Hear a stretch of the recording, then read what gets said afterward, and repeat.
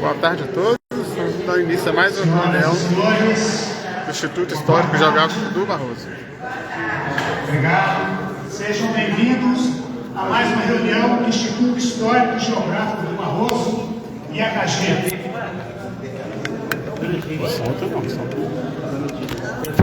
Hoje, com presenças ilustres aqui, vamos fazer.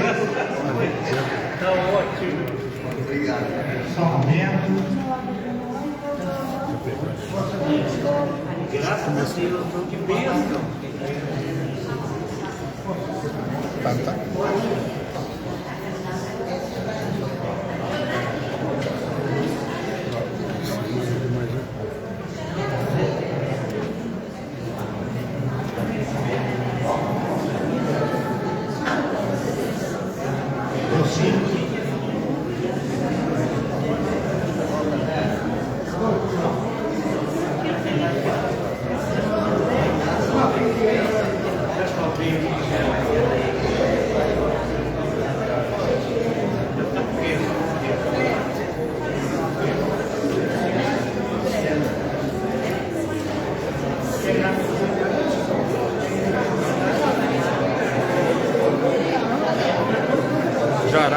Já daremos início à reunião com hoje a defesa do patrono do Elber José Aliane da Silva, do senhor Alcides Maia Rosa, patente da fé brasileira.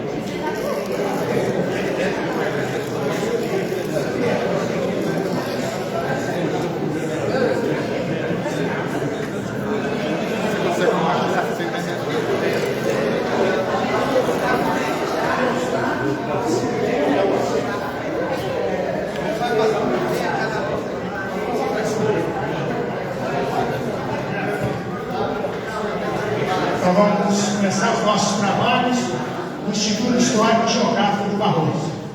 É mais uma reunião ordinária. Muito obrigado a todos por aceitarem o nosso convite de estarem aqui. Nosso instituto hoje terá a defesa da cadeira 23, que é a cadeira do expedicionário barrosense Alcides Maia Rosa. Vamos começar a composição da mesa diretora. Eu chamo para estar aqui conosco o vice-presidente do Instituto, Eustáquio Henrique de Melo Silva.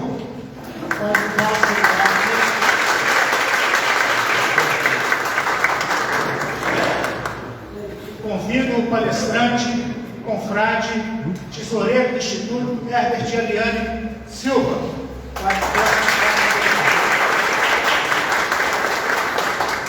Convido a irmã do Alcides, Araci Maia, e sua filha Maura, para que possam estar aqui também compondo a nossa mesa diretora dos trabalhos de hoje.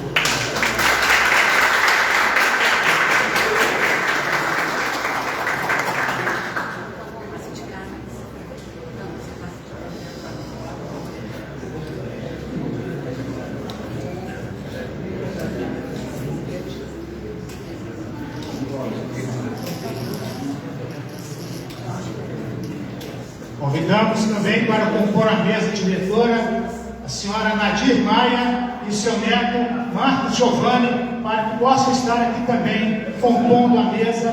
Nadir, que é prima de Alcides Maia Rosa, que chegou a conviver com ele também.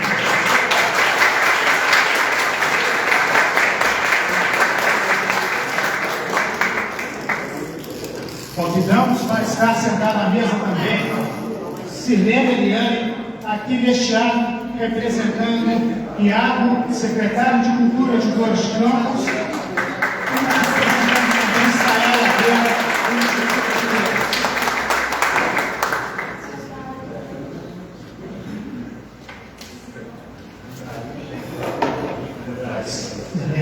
Obrigado por estar. Então sejam todos bem-vindos.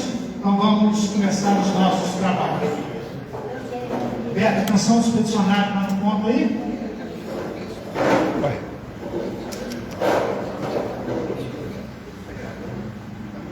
Então tá bom, então tranquilo. Vamos lá.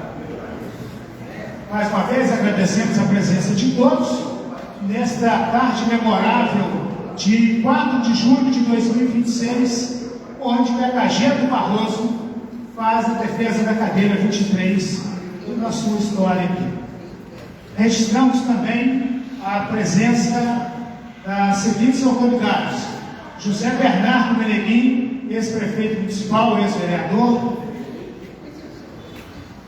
Itamar Aliane, vereador do Dores de Campos; e Henrique Ribeiro, vereador da cidade do Barroso.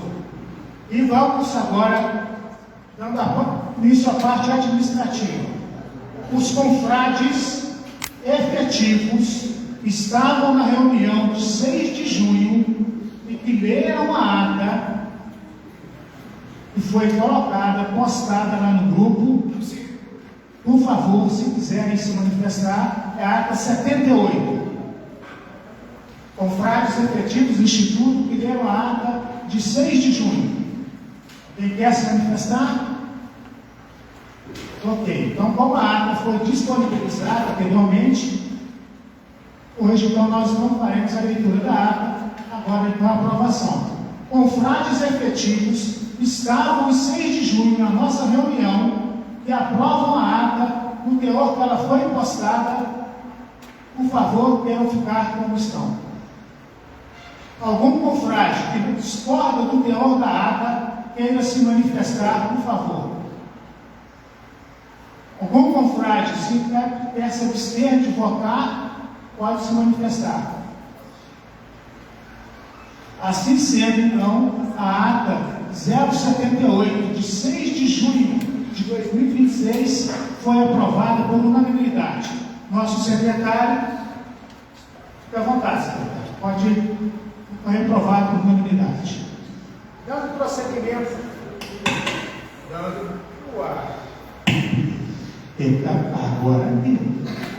dando prosseguimento aos nossos trabalhos, nas reuniões do Instituto, nós temos um momento chamado efemérides. O que é isso? É algo que aconteceu em 4 de julho ou em julho de anos anteriores ou do século passado, na história local ou regional, ou até mesmo nacional.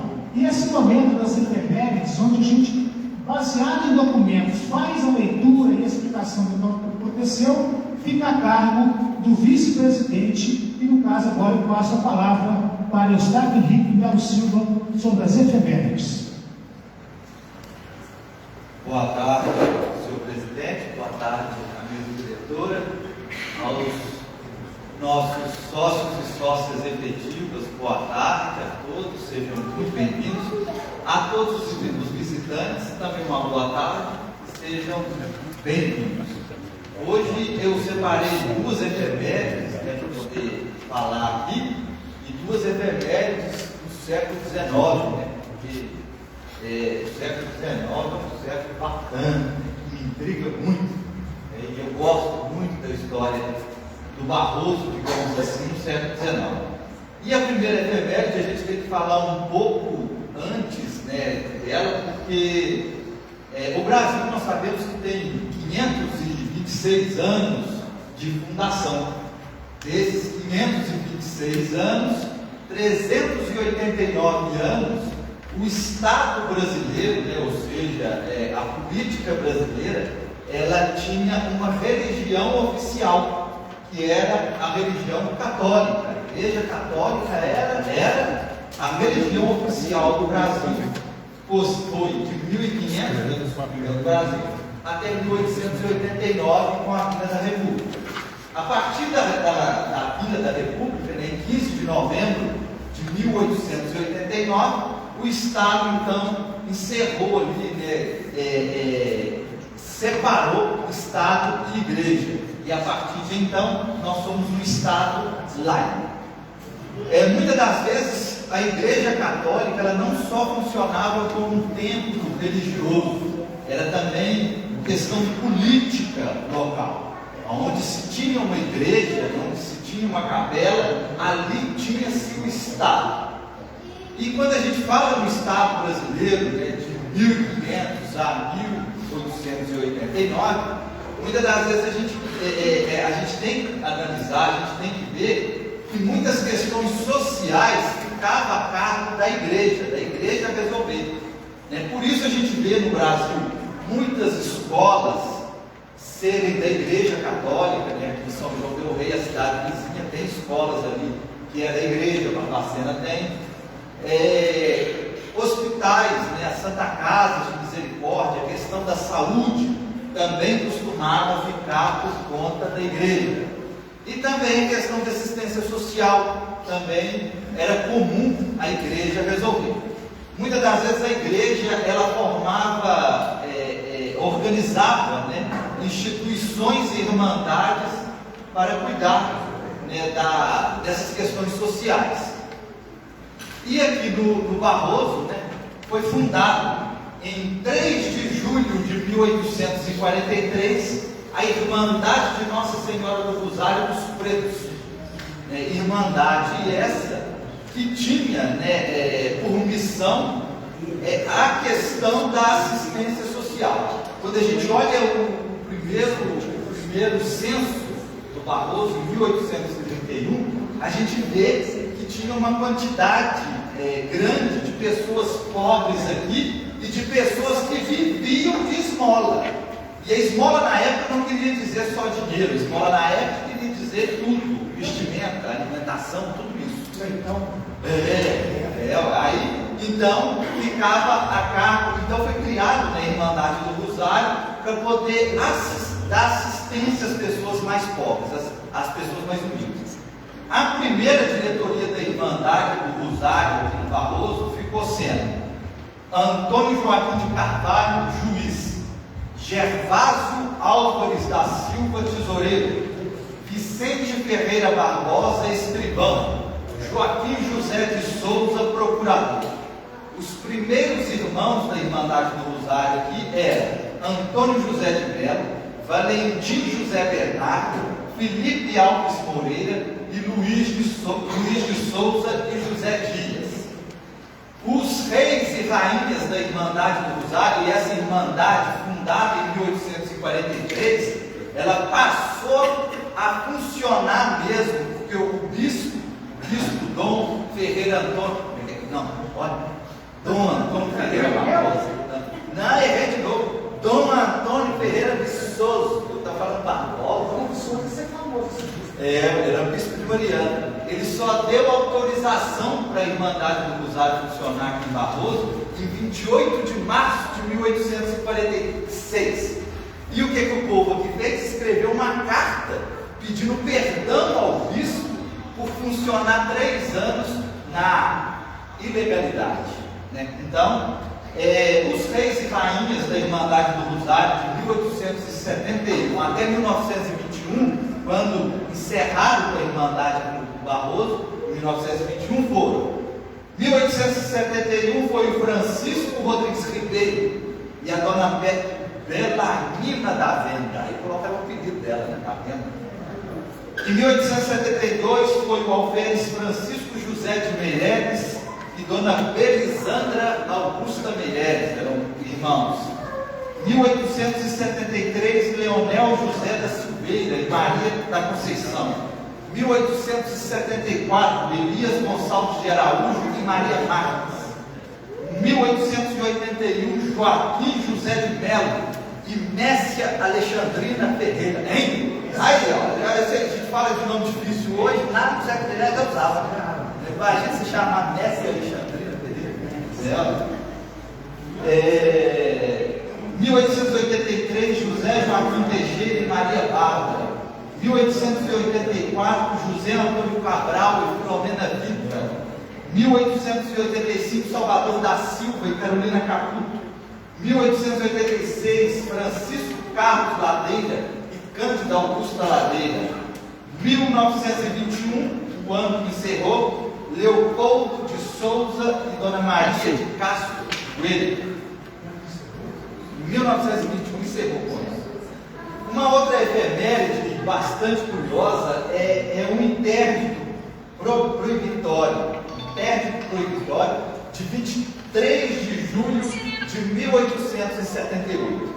E esse interdito proibitório é curioso porque nele relata algo que acontecia, né, que era rotineiro e que para mim foi o primeiro registro feito sobre essa questão.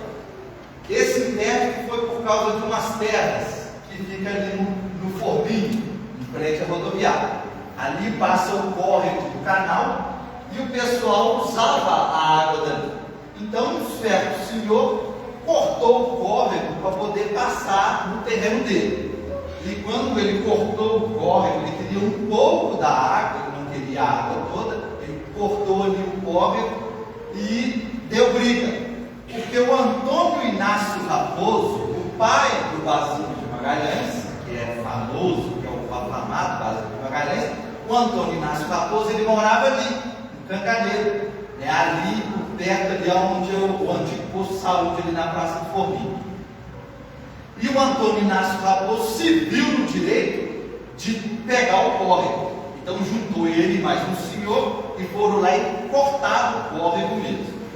E aí o cidadão que estava usando um pouco da água foi à justiça e pediu interdito proibitório para poder interditar o Antônio Inácio Raposo.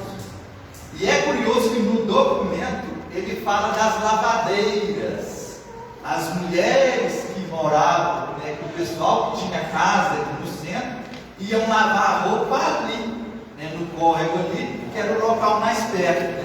A gente viu aí recentemente agora o Luizinho fazendo uma postagem, né, sobre a lavanderia lá em cima que o Genésio fez, né, ali na década de 70.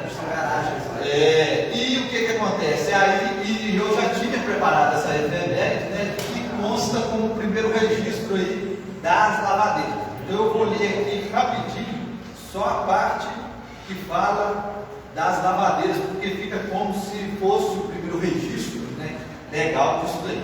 Diz Manuel José da Gama, morador no distrito do Barroso, dessa jurisdição, que tendo feito um feito em terras de sua propriedade, na qual pretende utilizar a sobra que antes da parte de água de um ribeirão que corre à margem da fazenda do Chiqueiro, fato este que a ninguém prejudica e nem ao público. Sucede que Antônio Inácio Raposo, conciliado com Antônio de Melo, vieram e na parte superior fizeram um açude no terreno público e desviaram quase toda a água por um moinho que estão levantando em alicerces alheios. E ao passo que o ato do suplicante nenhum dano resulta a terceiros nem ao público. Do ato assintoso e rixoso dos suplicados resulta dano iminente ao público com a infração de posturas municipais e até a cessação de uma lavanderia aonde costumam lavar roupas muitas senhoras do lugar. Então está aí, né, o registro aí da mulher que lavava roupa ali, né, no canal ali, né, sair daqui e fazer bacia de roupa. A água que fica lá da Romana, lá da cachoeira, que também, né, chegou a ter uma usina. Então essas são as referências aí do século XIX, né? Que o Barroso tem uma história muito grande, muito rica, né? E a gente tem que trazer essa história para que as pessoas conheçam, né? Nós somos uma cidade nova, com o espírito velho. Então, muito obrigado. Eu agradeço.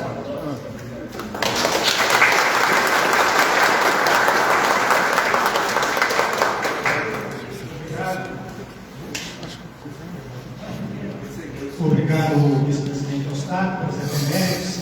Então, nós temos aí dois momentos importantes da história de Barroso, né? Então, às vezes, nós achamos que Barroso tem 72, sim, o Eustáquio acabou de dizer, 72 anos de emancipação político-administrativa.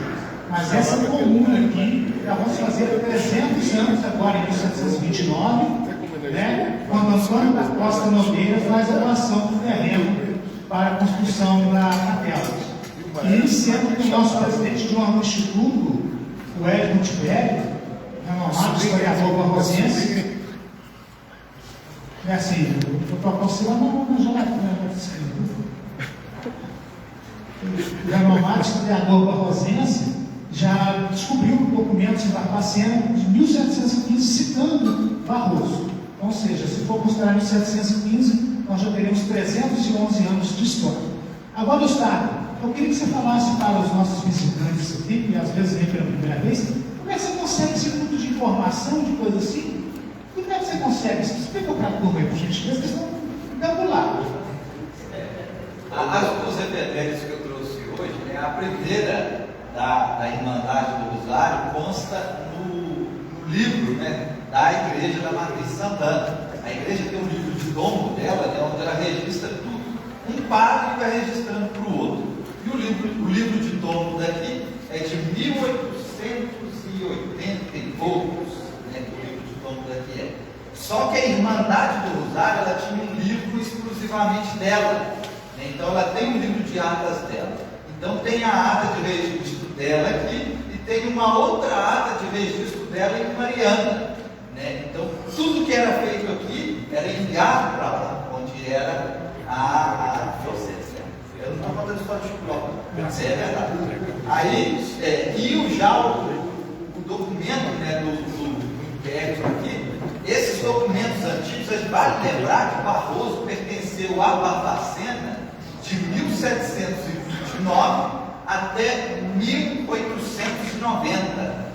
Né? E tudo que diz respeito a Barroso nesse período, de 1729 até 1890, está lá em Barbacena. Lá no arquivo Altair Savassi, ficam arquivados todos os documentos, sejam eles judiciais e sejam eles da Câmara Municipal. Então, inventário, testamento,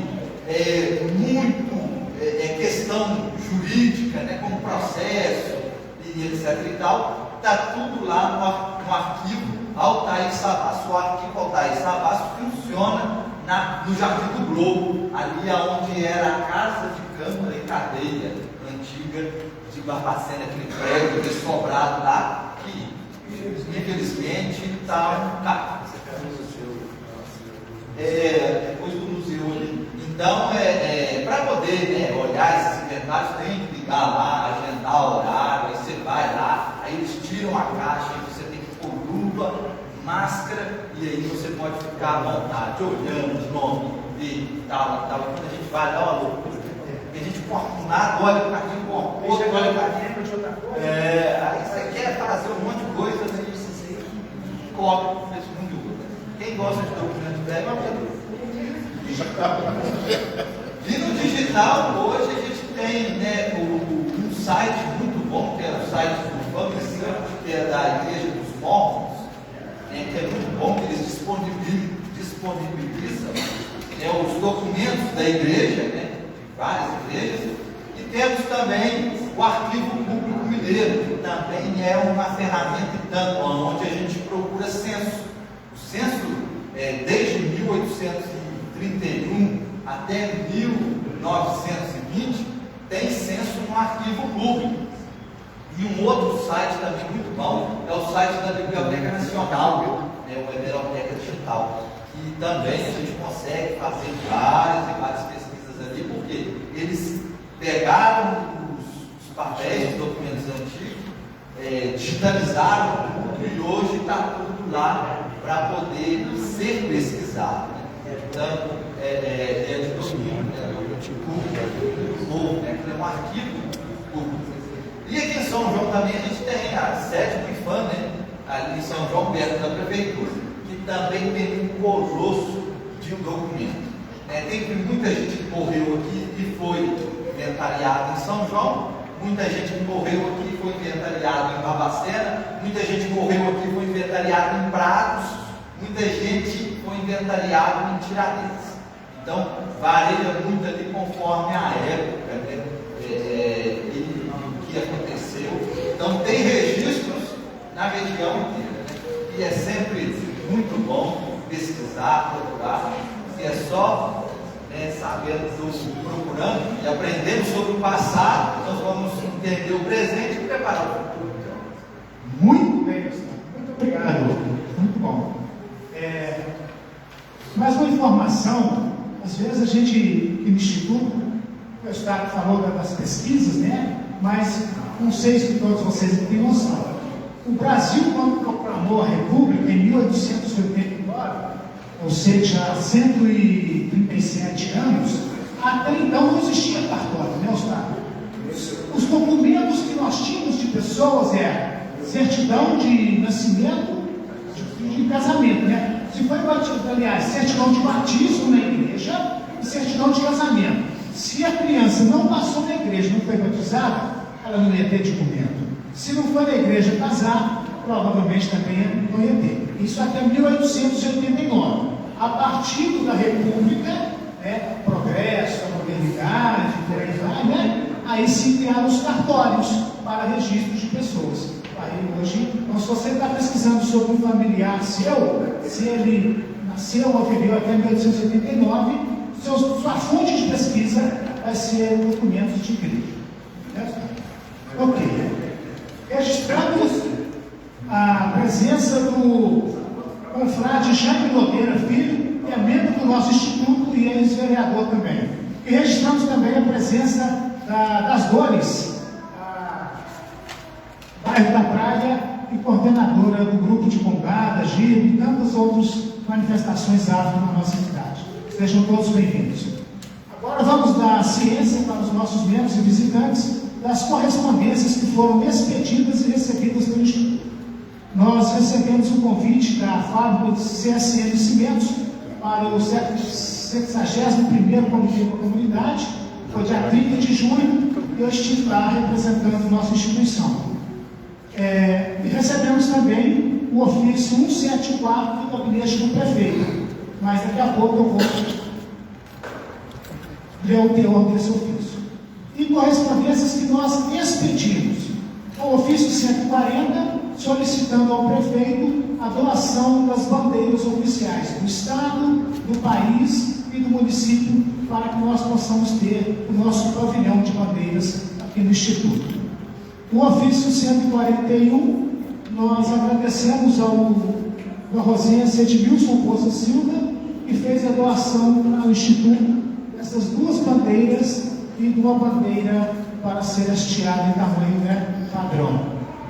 Fizemos o ofício 142, expedido ao senhor Antônio Francisco dos Santos, conhecido como Antônio da Faxina, da Folia, da Congada, São Antônio Pipoqueiro, e doou instrumentos produzidos por ele, que foram utilizados na Congada, os grupos, e doaram esses instrumentos para o nosso futuro Casa de Memória.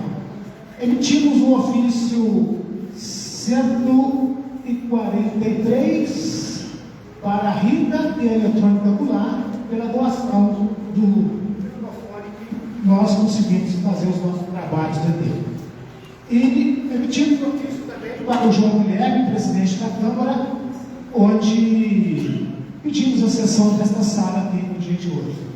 E como também o convidamos, através de outro ofício, convidamos o prefeito Anderson, o prefeito Marcinho Antônio Pinheiro, de Dores de Campos, e os vereadores da Câmara de Dores de Campos, o qual o Itamar, vereador de Deus, está aqui, a qual agradecemos pela presença. E agora, então, vamos passar a leitura do ofício do gabinete do prefeito. Ofício do gabinete 174-2026, 19 de junho. Ilustríssimo senhor Alessandro Ferreira de Paula, dito presidente do Instituto Histórico Geográfico do Barroso. Agradecimento e cumprimento. Agradeço honrado e gentil convite para assistir à defesa da cadeira 23, cujo patrono é o expedicionário Alcides Maia Rosa, ocasião em que o confrade Albert José Miani apresentará sua defesa. Infelizmente, não poderei comparecer, pois já possuo um compromisso previamente agendado junto às escolas municipais, participando das atividades culturais das festas juninas, especialmente das apresentações de quadrilha previstas para esta data. Desejo ao confrade Albert José Miani Silva pleno êxito em sua apresentação ao Instituto uma sessão memorável, à altura da relevância histórica e cultural que a ocasião representa. Atenciosamente, Anderson Geraldo de Paula, prefeito municipal. Dando seguimento à nossa agenda administrativa, os diretores e demais me ajudem. Justificaram suas ausências, confrades e confreiras, Edir Lapeira, Fabiano Lapeira, Maria Helena, Juliana Assunção, Elber Sacramento, a Imaculada também.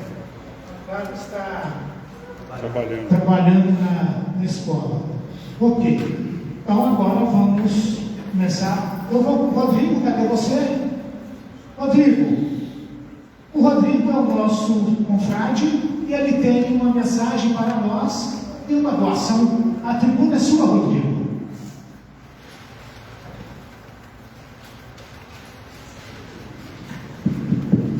Alô.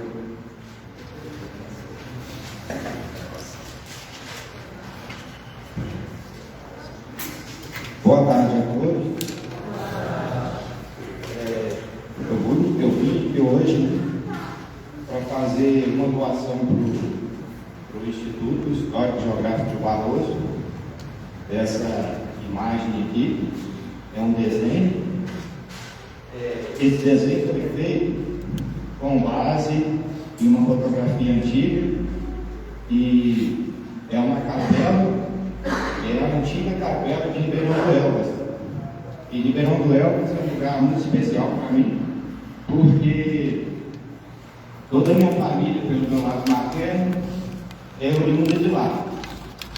A capela lá, hoje em dia, ela é bem diferente. A arquitetura dela já não é essa mais. Ela foi modificada, né? E foi durante a época do Cônego Luiz de Arola Carlos. Ele resolveu fazer uma mudança bem radical na arquitetura dela, então hoje em dia ela já não é mais assim. Então, só quem é bem mais velho, né, que vai saber como ela era. E eu consegui com o Eustáquio duas fotografias antigas da capela. Eu não sabia que ela era assim. Eu consegui com ele e tive a oportunidade de conhecer um senhor que nasceu lá em 1940. E aí eu mostrei a foto para ele, perguntei para ele se de fato era a capela, e ele me confirmou realmente. Essa foto que você conseguiu com o Eustáquio realmente é da capela do Beto, porque eu, quando eu era criança, eu tenho uma recordação de como ela era, e ela era de fato desse jeito.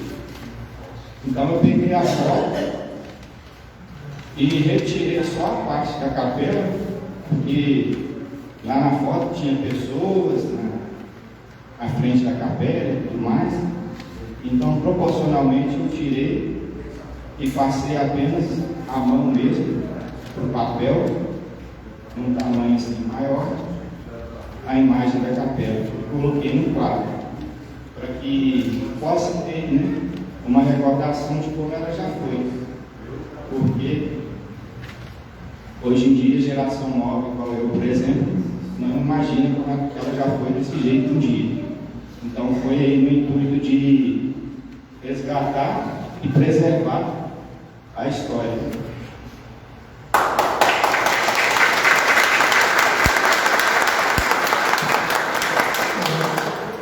Então, para entregue ao Estado, Rodrigo, aqui, vamos dizer que você deu a força. Que bom que você colocou a legenda aqui. Muito obrigado pela doação Nós, no Instituto Histórico, pretendemos ter um local para nós fazermos as nossas exposições, o local material que nós temos já foi desangariado aqui na cidade de Barroso, e esse espaço será na antiga estação ferroviária. Então, em breve, ela entrará em reforma e, quando terminada a reforma, a Prefeitura Municipal, através de contrato permissionário, permitirá que nós estaremos lá com a nossa sede, as nossas reuniões e uma casa de memória. E com certeza o quadro do Rodrigo também irá para lá. Mas, pelo jeito, eu já falei, que a estação vai ser pequena para nós, porque temos tido muito material, muita coisa aí da história de Barroso. 300 anos de história é muita coisa, Então, Rodrigo, mais uma vez, nosso muito obrigado. E agora, o Emerson. O Emerson, eu vou lhe dar a palavra porque você tem algo para deixar para nós aí hoje. É uma crônica. Então, Emerson Ferreira da Costa, sócio efetivo do IHG, deixará a sua mensagem para nós. Presidente Alessandro, mesa diretora, familiares do Alcides Maia, confrades e confreiras efetivos do IHG, confrades e confreiras correspondentes do IHG, a todos que vieram aqui nessa tarde e a todos que nos assistem pelas redes sociais, e boa tarde. Essa crônica é de um fato ocorrido algum tempo atrás, até para que não caia no esquecimento, é sobre aquela ponte de ferro que todo mundo leu aí e ficou sabendo a notícia nas redes sociais. É até para que não caia no esquecimento. E essa crônica não reflete a opinião do Instituto Histórico, e sim a deste confrade.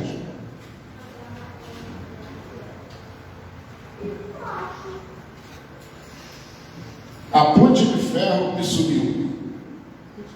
Embora o fato tenha ocorrido no município vizinho de Prados, o furto da ponte inglesa de ferro do século XIX só reflete mais uma página da ganância humana em detrimento de preservação de nossa memória histórica em terras tupiniquins. Como membro efetivo do IHG, quero recorrer à filosofia para discorrer sobre o assunto. Jean-Jacques Rousseau defendia que o homem nasce bom, mas a sociedade o corrompe. Ao contrário, Schopenhauer afirmava que o homem é o único animal que caça mal ao outro, senão com o único propósito de fazer. Na linha de Schopenhauer, Nietzsche acreditava que o pior inimigo que você pode ter será sempre você mesmo. Mas o que tem isso a ver com a ponte furtada? Já explico. Coitado de Rousseau, se pudesse ter vivido até os dias atuais. Certamente teria que rever sua tese de que a sociedade corrompe o homem. O homem é cruel e ganancioso, sem escrúpulos, sem a devida conotação. Sem a devida conotação de moral e ética. Essa linha tênue entre viver e viver com decência. Se Nietzsche também pudesse ter vivido até hoje, certamente acrescentaria a qualidade do nosso pior inimigo. Todos os sentimentos de ganância, descumprimento de lei, falta de empatia, inexistência de respeito com o passado, e nesse caso, o crime contra o patrimônio histórico e cultural, que é o caso da Ponte de Ferro. No desrespeito ao povo da região, ao povo mineiro e à memória do Brasil. Schopenhauer, então, nem precisaria estar vivo até hoje. Dentro do seu pensamento, ele talvez tivesse razão. Somos o pior inimigo de nós mesmos. Mas esse humilde confrade acrescentaria que, ao sermos inimigos de nós mesmos, nos tornamos grandes inimigos de toda a sociedade, porque não vivemos isolados dela. Nossas ações ou omissões interferem diretamente nessa sociedade, para o bem ou para o mal. O furto da ponte não é só mais uma página da maldade humana. nem do descaso, da inoperância, mas é a folha em branco do sentimento de impunidade a ser preenchida em nome de certa quantia de dinheiro. Como membro do Instituto, espero de coração que a lei prevaleça, que a justiça seja soberana e cega, que o arcabouço probatório puna quem quer que seja, quem cedeu o terreno, quem vendeu, quem intermediou a compra, quem pagou, quem recebeu, quem de alguma maneira ajudou a retirar a ponte de lá. E o que é mais importante, é a ponte volte ao seu lugar e descanse na antiga estrada de ferro telefone. Já que filosoficamente a justiça na democracia deveria ser a mãe ou pai de todos, e como eu iniciei minha crônica na filosofia, termino com ela, ousando modificar a frase de outro genial filósofo: Pai, não perdoai-os, eles sabem o que fazem.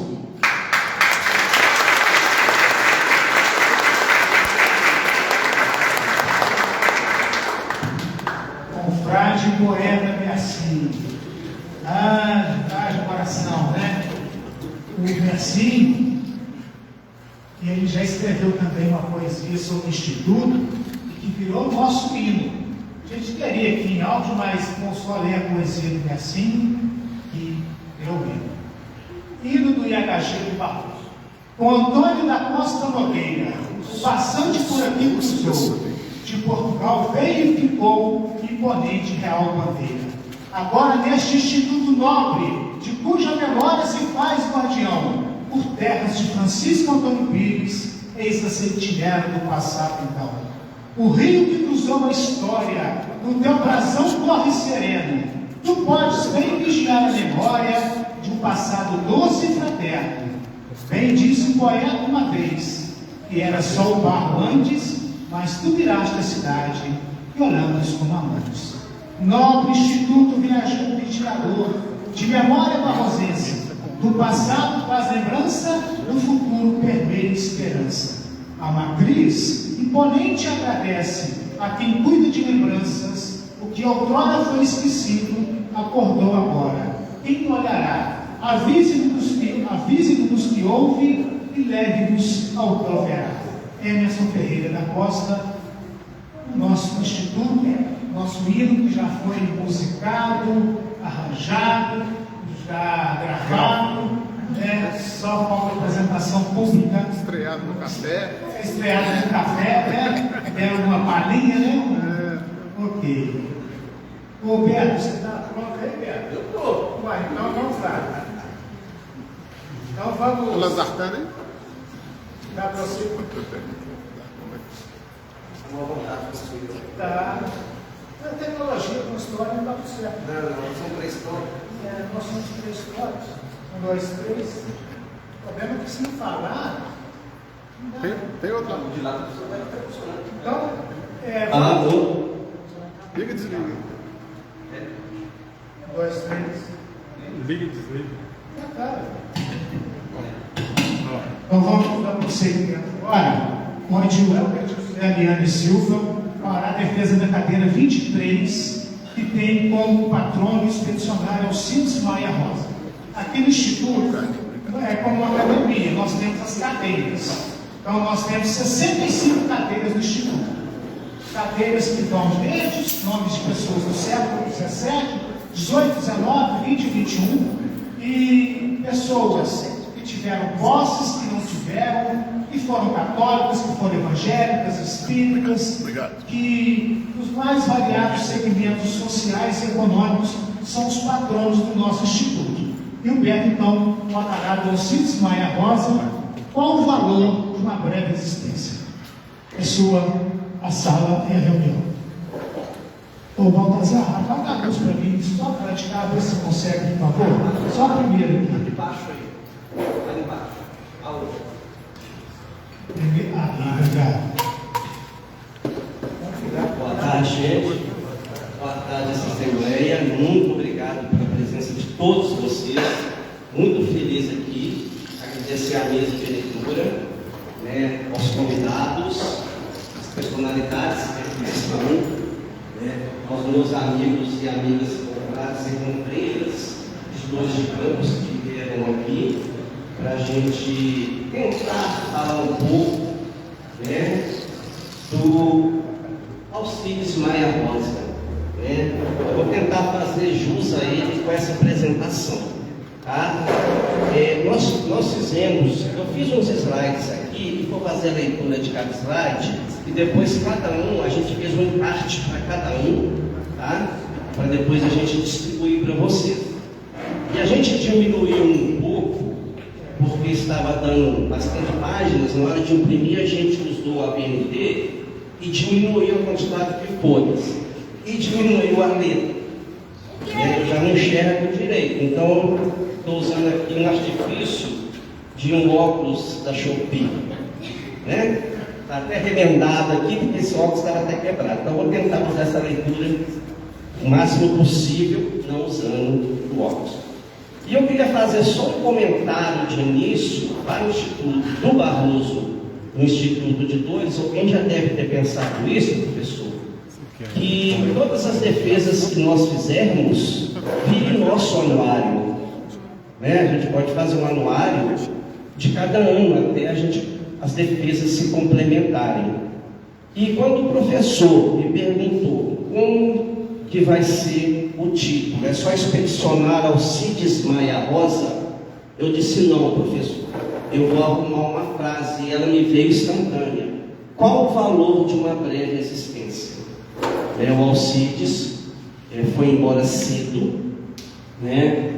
Mas a que ele se propôs, ou a quem propôs que ele se colocasse naquela situação, é de valor inestimável, né? E eu estou muito feliz com todos vocês aqui, mas eu estou muito feliz com a presença da dona Araci, com seus 93 anos, e da Rodilinha, com seus quase 102 anos. Nós temos aí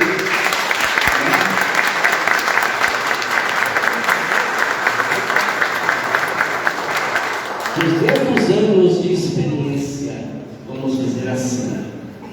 Rodilinha, eu estive na casa da dona Araci, estive na casa da dona Araci, depois estive na casa da Rodilinha. A Rodilinha, ela confirmou para mim todos os tópicos que eu vou mostrar para vocês. Eu tive que reler o livro dela. Esse livro, eu tive que pegar as partes que ela falou do Alcides, aí eu li com outros olhos, né? E a gente se emociona. O carinho que ela tinha com o primo Alcides. Depois que ele me cobra esse livro assim. Aí eu dividi.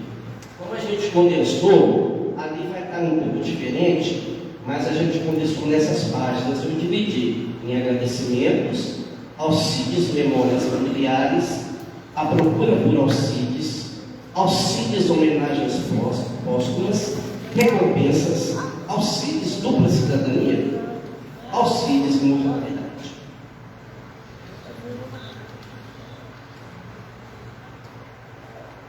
Antes de iniciar a minha defesa, gostaria de fazer alguns agradecimentos sinceros, fundamentais para a produção deste elogio.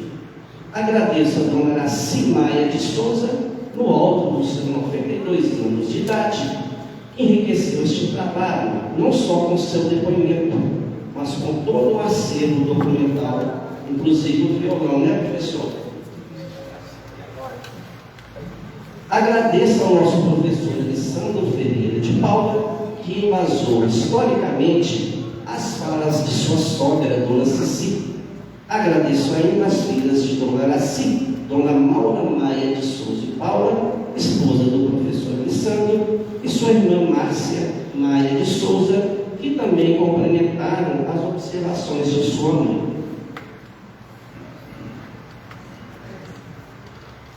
Então, nós temos aqui, né, a gente tirou algumas fotos que estão com material ali, né, nós estamos vendo o professor ali botando nos acordes, né. Agradeço agradeço a dona Nadir Maia Pinto, a avó de Irinha, moradora da localidade de São Sebastião das Campinas, a Caveira.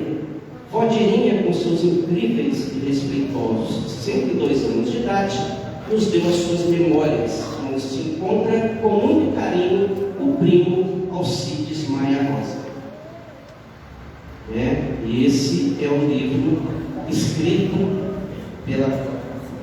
que a avó de Irinha foi passando para o seu bisneto, o Diego Aymar, que é o Martim, que está representando a minha família, né, Martim? Foi escrito e supervisionado pelo seu bisneto, Diego Aymar, que não relata somente as passagens com seu primo Alcides Maia, mas nos mostra um contexto histórico muito interessante de um mundo que não existe mais.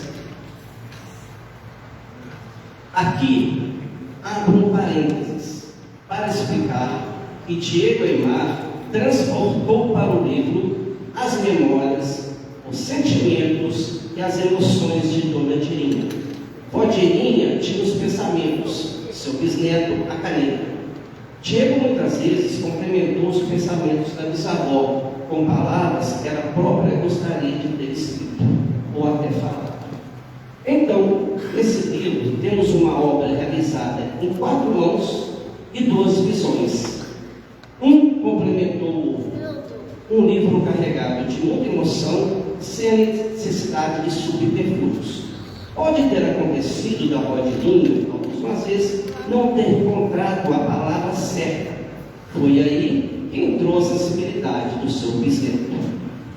Finalizando meus agradecimentos, mas não menos importante, pelo contrário, Irineu Cardoso Maia, residente na localidade da Caveira. Irineu é queixeiro e luthier, ou seria luthier e queixeiro. Foi ele quem primeiro me apresentou o expedicionário Alcides Maia Rosa. Até hoje lembro da pergunta que me fez: Beto, você que gosta muito de história, já ouviu falar de Alcides Maia? Até então, Dores de Campos não conhecia o Alcides, né? Não só eu, Dores de Campos. Fiquei bastante intrigado com esse nome e aos poucos fui procurando informações sobre esse tal Alcides. Através de um golpe, que eu considero um golpe de sorte, né? Fui apresentado ao IHG do Barroso pelo Luciano, está aqui, né, Luciano? Luciano me apresentou ao IHG. E ali conheci um pouco mais da história do nosso homenageado. Percebi que a história desse herói deveria ser resgatada, pois não é sempre que temos a oportunidade de elogiar uma pessoa tão significativa. Alcides, memórias familiares. Pois bem, parece que existem pessoas que nem nasceram e já tinham sua vida traçada.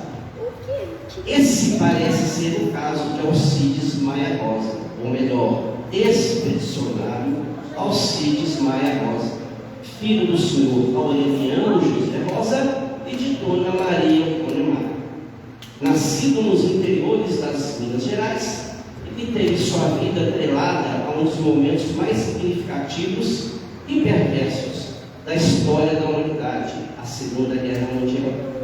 Falando em Alcides, me vem as falas do Irineu Cardoso Maia. Nós estivemos lá, né, eu e o vereador Vitor estivemos lá, e o Alcides me falou uma coisa muito interessante. O Alcides Maia conheceu parte do mundo da pior maneira possível. E realmente foi isso que aconteceu. Fico imaginando se ele tivesse ido a passeio como turista. Com certeza teria voltado vivo e provavelmente teríamos sua descendência. Mas infelizmente não foi isso que aconteceu. Como se diz hoje em dia, todo o resto é história. Não vou mencionar o nome do Alcides Maia Rosa, mas do Alcides, pois acredito que é importante falar dessa personalidade de forma bem formal, como um antigo amigo. Para mim é uma honra e uma satisfação defender esse herói de dupla cidadania. Falo de dupla cidadania em tom de brincadeira, né, professor? Temos aqui no HG do Barroso uma disputa saudável. Quem tem a paternidade de Alcides Maia Rosa? Alcides nasceu em Montes de Campos, na Caveira, e foi criado em Barroso. Não importa. O que importa é que as duas cidades possuem o mesmo herói e podemos reverenciá-lo duas vezes. Pois bem, neste momento estou no HG do Barroso e defendo o barrosense Alcides Maia Rosa, ou melhor, o expedicionário Alcides Maia Rosa. As palavras de Dona Dirinha, de Dona Nadir, no livro Memórias da Avó Dirinha, no livro 1, capítulo 21, com o título Alcides, páginas 60 e 62, nos deixam entender que seu primo foi muito cedo para a cidade de Barroso quando comenta. Aí agora eu vou utilizar o óculos. Ele vai cair. Um domingo em que toda a família estava reunida, fizemos um mutirão com toda a primada. Conheci melhor um dos meus primos. Tínhamos uma pequena diferença de idade, talvez 1 ou 2 anos a favor dele. O menino fugiu para o mesmo lado que eu, e em um grupo de 6 crianças. O fato que aconteceu lá de um tio, né, Marquinhos? Ela comenta, né? Bom, se não me lembro, um tio com espingarda na mão, né? Um negócio assim, não é? O menino fugiu para o mesmo lado que eu, em um grupo de 6 crianças. Com as outras, eu já tinha costume, ou do primo e 3 primas, que sempre iam na casa de vovô Alcides. Contudo, quase não ia lá. Residia em Barroso, cidade intermediária entre Barbacena e São João. E seus pais só viajavam em ocasiões especiais. Alcides era um garoto magro e de uma altura mediana. Seus olhos eram espertos, quase não se fixavam, passando de um lado a outro, a vedar por completo o reconhecimento do espaço. Já em casa, conhecia-o melhor. Conheci suas irmãs enquanto tomávamos café. Saí de lá naquele dia com um convite para ir a Barroso conhecer o lar dessa parte mais distante da família, né? Ela coloca Barroso num lugar muito distante. Só que achar Barroso num lugar distante, Vó Dirinha, no capítulo 22, 8 dias em Barroso, cita: naquela época, como eu ficava somente na roça, achei que Barroso fosse outro continente. Essa distância entre a localidade da Caveira e a cidade de Barroso, que parecia ser enorme, também passa pela percepção de Dona Araci Maia. Em sua fala, Dona Ceci, como o professor gosta de chamar, deixa entender que também considerava que a localidade da Caveira poderia ser um lugar mais distante, quando fala de sua mãe. Minha mãe é muita Caveira, por causa do vovô Luiz Maia. Ela ia muito, mas ela só. O Alcides, parece, estudou na Caveira, longe da Caveira ou perto da Caveira. Não sei se ele ia na Caveira. Minha irmã, Yolanda, minha mãe deixou com meu tio José Maia. Ele não tinha filhos.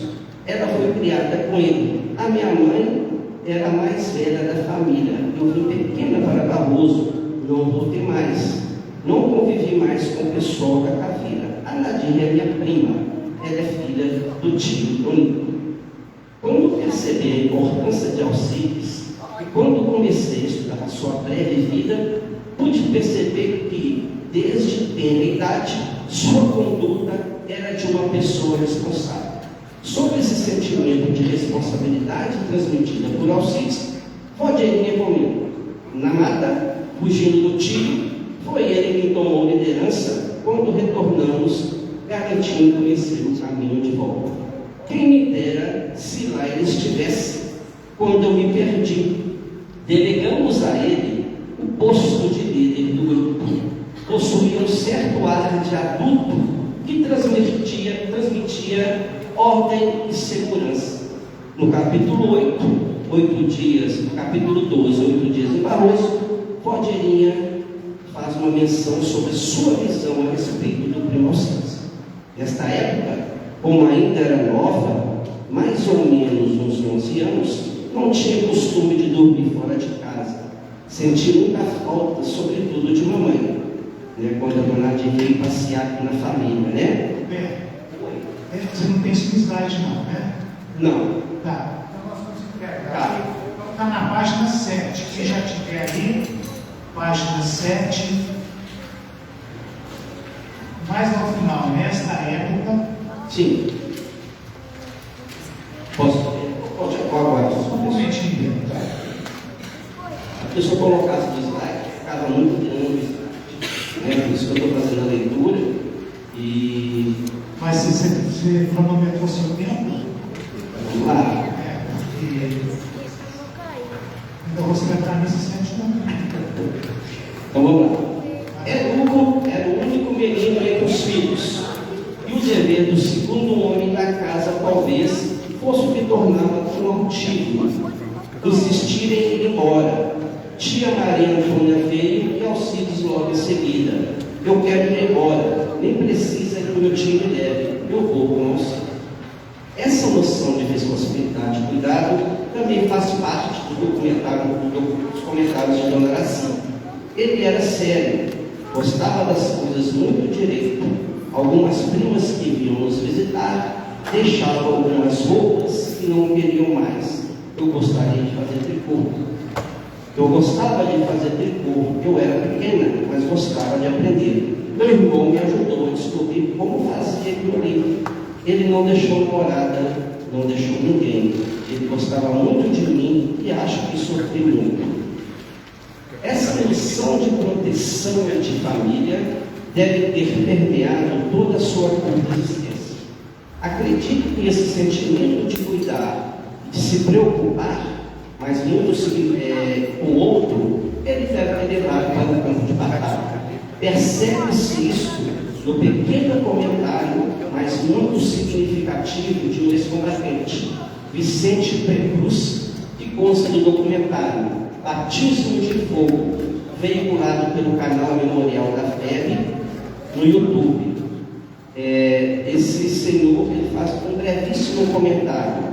Eu me encontrei com um ex-colega do 11, chamado Alcides Maia Rosa, e ele estava com a mão ensanguentada e os olhos arregalados. Eu falei: Alcides, o que aconteceu?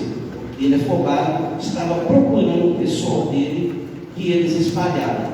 Esse documentário é mais ou menos uns 35 minutos, tá? E o documentário nos deixa entender que alguns líderes desses batalhões que estavam ali ficaram meio que assustados e alguns se debandaram, deixando os soldados à própria sorte. Aí o Alcides com certeza estava atrás do seu batalhão. Com certeza ele estava preocupado com o pessoal do seu pelotão. Falamos do sentimento de proximidade de Dona Araci com seu irmão. Porém, essa aproximação se torna, vamos dizer assim, um fardo, quando Dona Araci, com seus 10 anos de idade, somente assume a responsabilidade de ser a única pessoa a saber, por um tempo, da ida de Alcides para a guerra.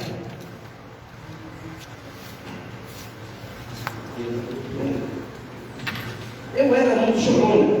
Minha mãe era uma mulher severa, brava. Se ela soubesse que ele ia para a guerra, ela não deixava ir. Minha mãe não sabia. Se soubesse, ela prendia no quarto, amarrava no pé da cama. Eu era nova, mas pensava como gente mais velha. Compromisso é compromisso. E ele me perguntou assim, né, se deveria ir ou não. Eu fiquei com medo dele ser dado como desertor. Eu falei para ele: não faça isso. Estava arrumando a mala dele e gosto das coisas muito certinhas. Não faça isso. Acho que ele não estava querendo seguir o caminho. Ele tirou o tempo dele e não saiu mais do exército. Ele continuou no exército. Ele só ficou uns dias em casa.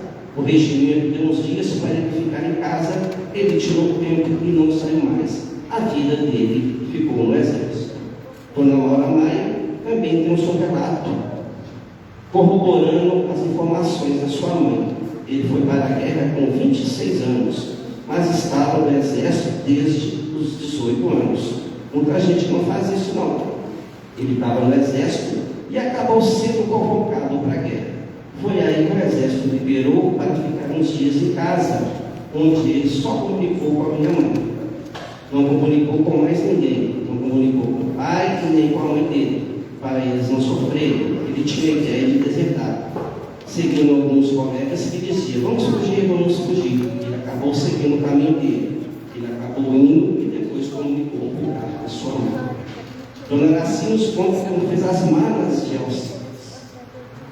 Eu era bem pequeno e subi no caixote para dar a altura da mesa. Eu que arrumei a mala dele, pus os bolos que ele levava, pus um santinho dentro da mala, camisas, roupas íntimas, calçados era só porque ele tinha mesmo, o que estava nos pés.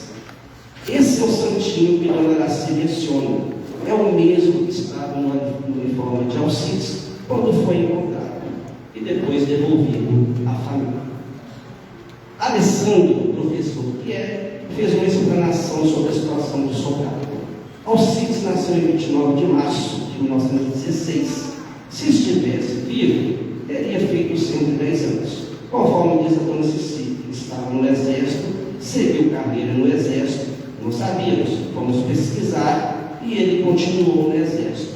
Ele veio em Barroso, falou com Dona Araci, ele voltou para São João do Rei de trem, que era um meio de transporte que existia, e de São João foi para o Rio de Janeiro, junho ou julho de 49. No Rio de Janeiro, ele ficou em treinamento de 2 a 3 meses. Eram pessoas do campo e não conhecia o manuseio de armas, e só depois disso é que embarcaram. O Alcides, juntamente com o 11º Regimento de Infantaria, embarca em 20 de setembro de 1944. Aí, quando o Alcides embarcou para a guerra, ele tinha exatos 28 anos e 6 meses. Eles tinham que tomar uma região chamada de Abetá. Nós achávamos que o Alcides foi para a guerra com 18 ou 19 anos, mas não foi isso. Ele estaria servindo no exército naquele ano.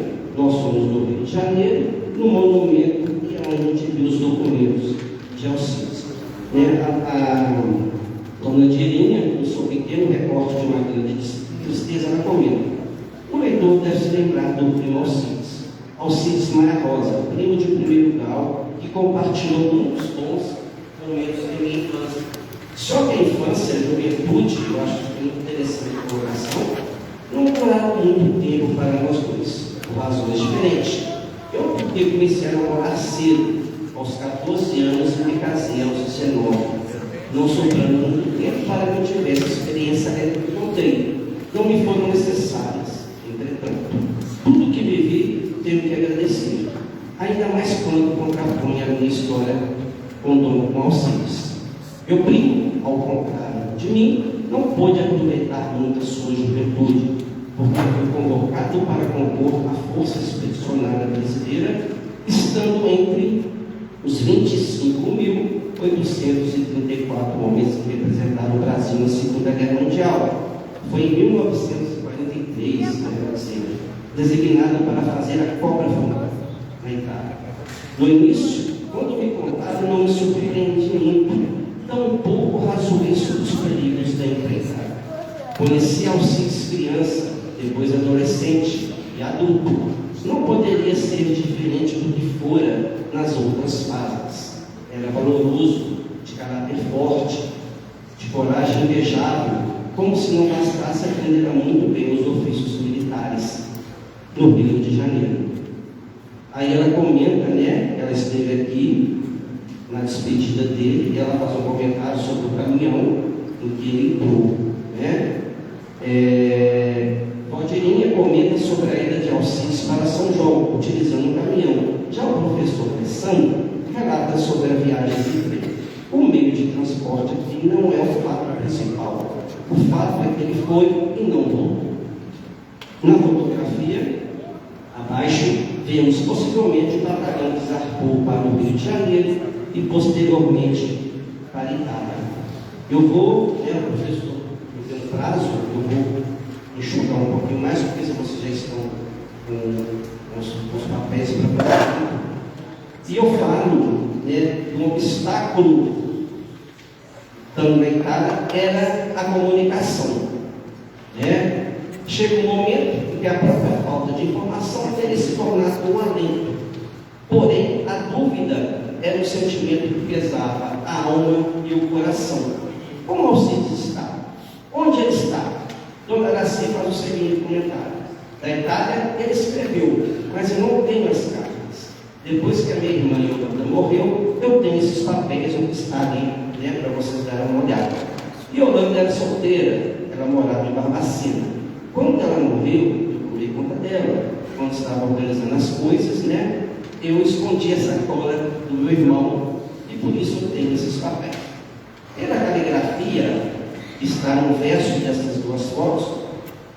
Ele mandou a foto para a mamãe e para o papai, não sei de onde, se do Rio ou da Itália. Então são essas duas fotos do slide aqui. A procura por Alcides. Como as notícias não chegavam rapidamente, quando desejadas, a falta de informações do fronte preocupava a família de Alcides. Dona Maura relata: meu avô deve ter ficado preocupado e entrou com a carta solicitando informações. Então essa é a carta que a Cruz Vermelha enviou, né, dando uma resposta à família de Alcides. Na transição do slide não. Cruz Vermelha Brasileira, órgão central, Rio de Janeiro, 13 de março de 45, senhor Aureliano José Rosa Barro, Estado de Minas Gerais. Atendendo a sua solicitação em carta de ensino corrente, comunico que tomamos providências a fim de saber notícias por intermédio da Cruz Vermelha Internacional do seu filho Alcides Maia Rosa, da Força Expedicionária Brasileira, que se encontra desaparecido. Então, logo tenhamos uma resposta, comunicar-lhe saudações, assinado do Dr. Arthur de Alcântara, secretário-geral. Por fim, a busca por informação teve um desfecho não desejado. A notícia que não deveria ler veio. Dona Araci comenta um triste momento. Recebemos a notícia do falecimento de Alcides. O documento ou bilhete que receberam, a bem da verdade, não é o ofício de exército, mas sim de um barrosense, morador no Rio de Janeiro, de nome Geraldo Magalhães Pinto, apelidado como Totti. Esse bilhete foi escrito em 3 de abril de 45, ou seja, 21 anos depois da Cruz Vermelha, 21 dias depois da Cruz Vermelha ter enviado um ofício à família de Alcides. Então o Totti, né, com grande respeito à família, envia essa carta. A família de Alcides Maia, cordiais saudações. Foi com grande pesar que receber a notícia de que seu bravo filho e glorioso soldado brasileiro tombou nos campos de batalha da Itália, em prol da liberdade almejada por todos os povos livres. E como ele, muitos outros bravos brasileiros têm perecido em peleja do mesmo ideal. Senhor Maia, reconheço o quanto é difícil suportar tão profundo golpe. No entanto, como vós, centenas de lares brasileiros se acham com a mesma lacuna, que só o espírito cristão forte, como o vosso, poderá aceitar a perda de tão valoroso e valente soldado. Pois, movido pelo maior sentimento de solidariedade humana, e como membro também da família barrosense e brasileira, que compartilho de vossa dor, que creio eu, que é de todos aqueles que tiveram a aventura de conhecer o seu inesquecível filho. Sem outro motivo, tenho o prazer de subscrever, assinado Geraldo Magalhães Pinto, Totti, 3 de abril de 45. Esse sentimento de desilusão também perpassa a Guadirinha. Alcides partiu para a Itália, de lá partiu de vez. Lutou bravamente, até que não pudesse mais lutar. Quando recebi a notícia de seu falecimento, desvaneci em tristeza. Com o noivado e o casamento, minha juventude via se findando. Contudo, ela daria lugar a outra fase de minha vida, em que me tornaria esposa e depois mãe, mais tarde avó e bisavó, e quem sabe um dia tataravó. Para Alcides, a juventude terminou a ser convocada para a guerra. foi impedido de viver todas as coisas que vivia, porque para ele tornar-se adulto significou perder a vida. Por assim dizer, constata que seu primo não pôde perpetuar a sua herança genética, pois não deixou filhos. Dona Araci também tem o mesmo sentimento quando disse: ele não deixou namorada, não deixou ninguém. Ele gostava muito de mim, acho que sofri muito. E quando a gente fala do auxílio, gente, a gente está falando dos 17 de Abetaia, né? Então, quem foi os 17 de Abetaia? Sabemos que o corpo dos peticionários, Maria Rosa, não foi encontrado imediatamente, pois no momento de sua presença na Itália, o inverno era rigoroso e a neve escondeu seu corpo. Não somente o seu corpo ficou sobre as neves italianas, mas todos os outros 16 companheiros, os 17 de Abetaia. Posto aqui rapidamente que foram esses homens. Os 17 de Abetaia foram um grupo, 17 militares brasileiros da Força Expedicionária Brasileira, mortos em combate em 12 de dezembro de 1944, durante a Segunda Guerra Mundial. Eles realizavam uma patrulha nas proximidades do Monte Castelo, na Itália, quando foram emboscados por tropas alemãs. Os corpos foram encontrados em fevereiro de 1945, dispostos em semicírculo, o que indicava uma posição defensiva.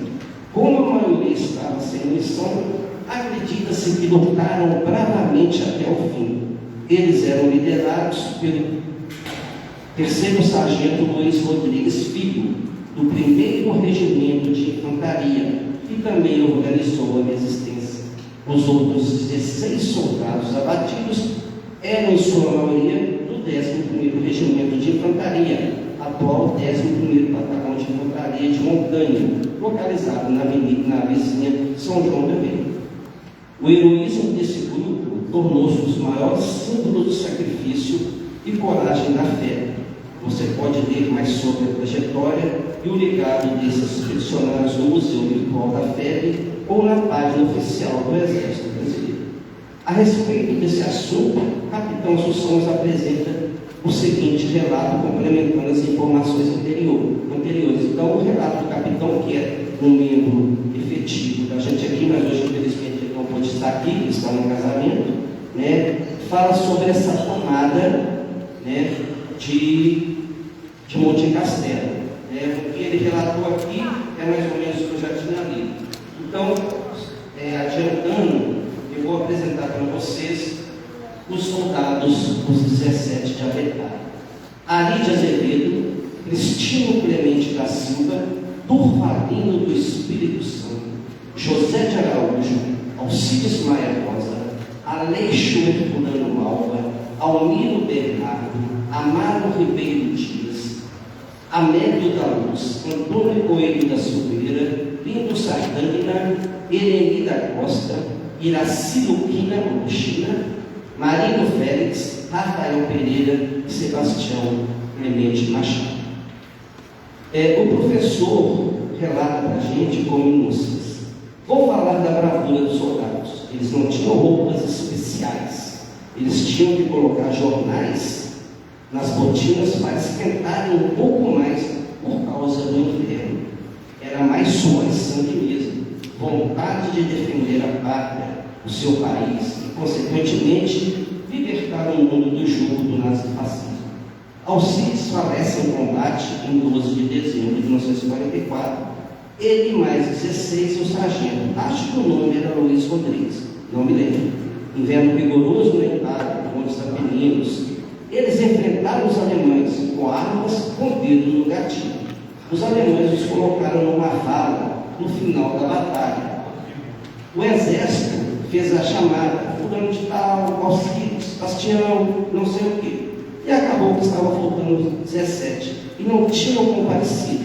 Outro, ferido, desaparecido, iam falando de acordo com a realidade.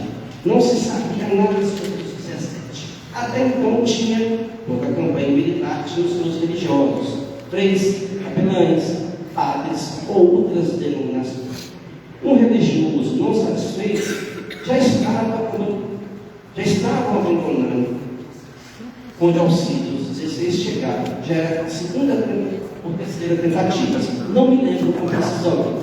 E os brasileiros estavam lá, juntamente com os norte-americanos, para levar a vida aos alemães. Era uma área mais urbanizada. Esse reverendo, esse religioso, não satisfeito com a ausência desses 17 entre Alcides, vai procurar mais.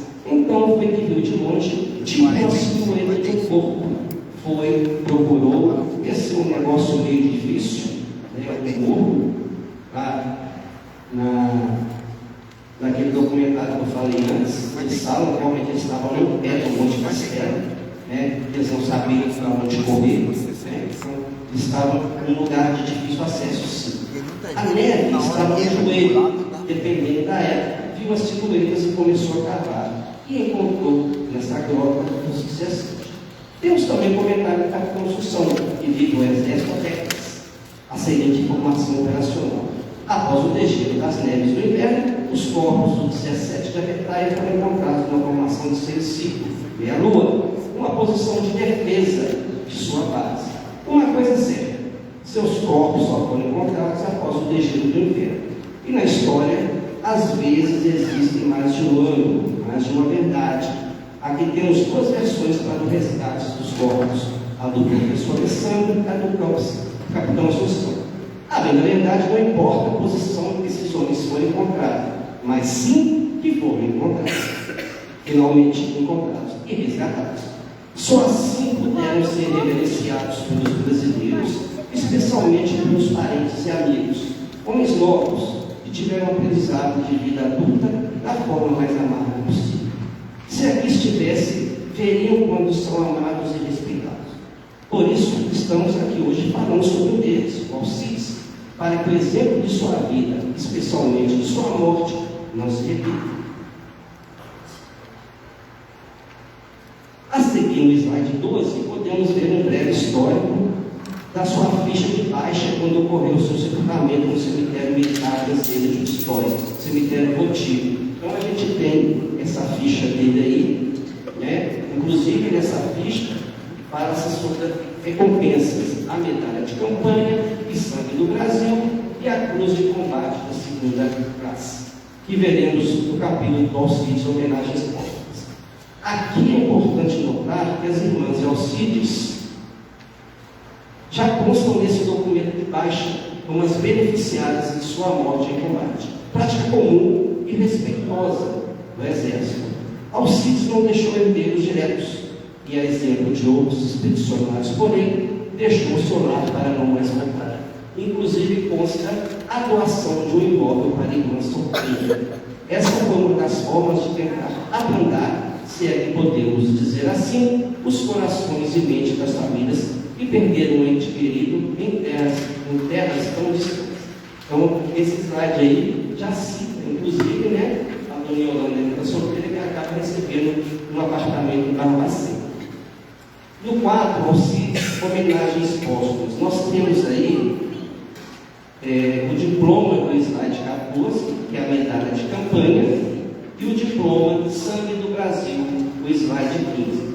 No slide 16, no slide 16, nós temos essa medalha aí. Só que se você olhar no slide 15, 14, 15, o tipo de medalha está impresso no papel, pode perceber lá em cima.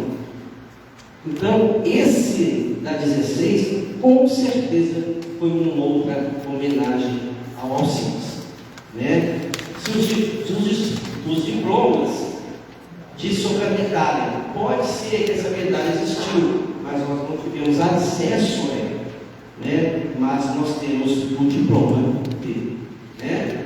Nós temos aí também, na página 19, né, um escrito do Gentil Palhares, um dos fundadores, né, de São João do Rei, que escreve para as irmãs, né, e para a mãe do Alcides, chamado Galeria dos Heróis. Tá? Na página 20, gente, na página 20, no começo da cita, o IHG de São João do Rei, fundado em 1970, é o mais antigo da nossa região, e teve como dos criadores Gentil Palhares, um militar do Exército Brasileiro, que subscreveu o documento Galeria dos Heróis. Muitos documentários e reportagens foram e são realizados sobre os nossos heróis fabianos, como o capitão Assunção gosta de dizer. Sempre que você digitar expedicionar Alcides Maia Rosa ou os 17 Abetaia, aparecerá o Alcides dos demais 16 amigos.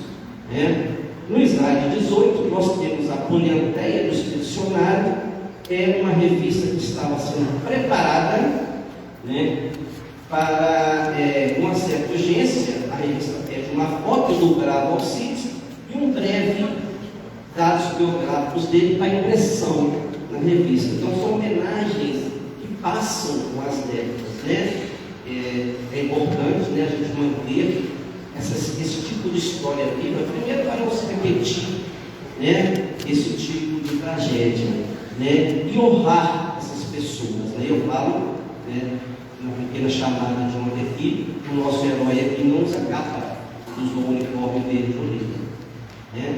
Na página 21, nós temos a caixinha, que eu acho fantástico, que está ali exposta a caixinha, e o professor faz o seguinte comentário: os soldados brasileiros foram enterrados na cidade de Pistoia, não só os 17 de Abetaia, mas todos os soldados.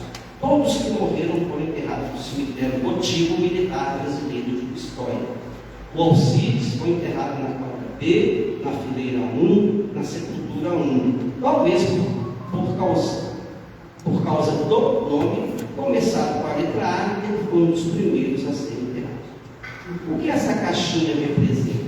Então, os dizeres dessa caixinha é a seguinte: essa caixinha é uma relíquia da família Maia, a qual terá a responsabilidade de cuidar e respeitar muito.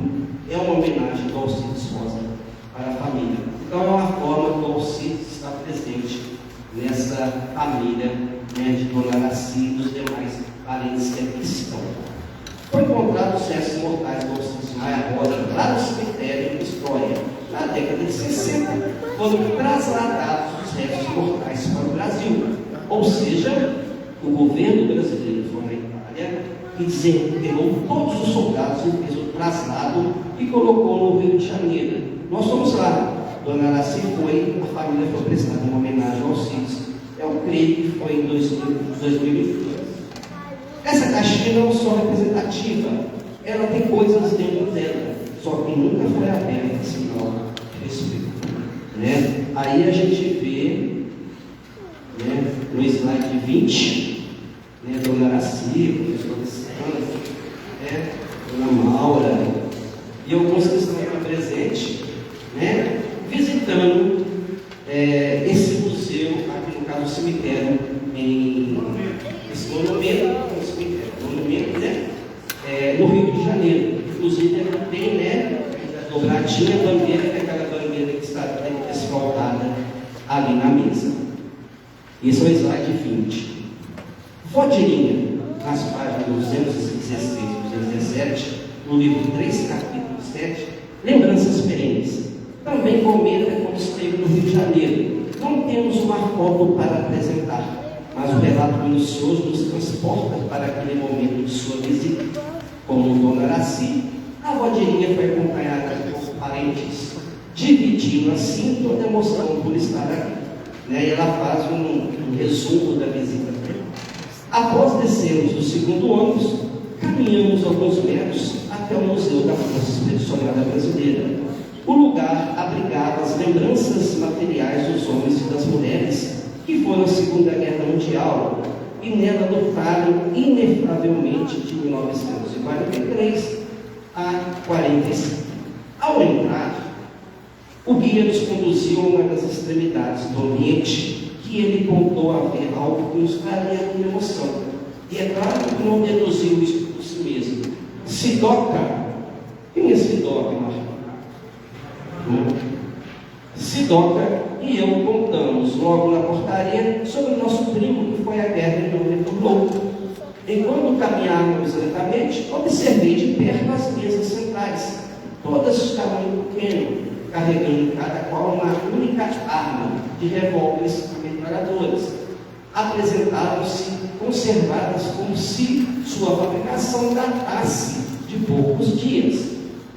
Algumas eram exibidas nas paredes, dependuradas em ferramentas de aço.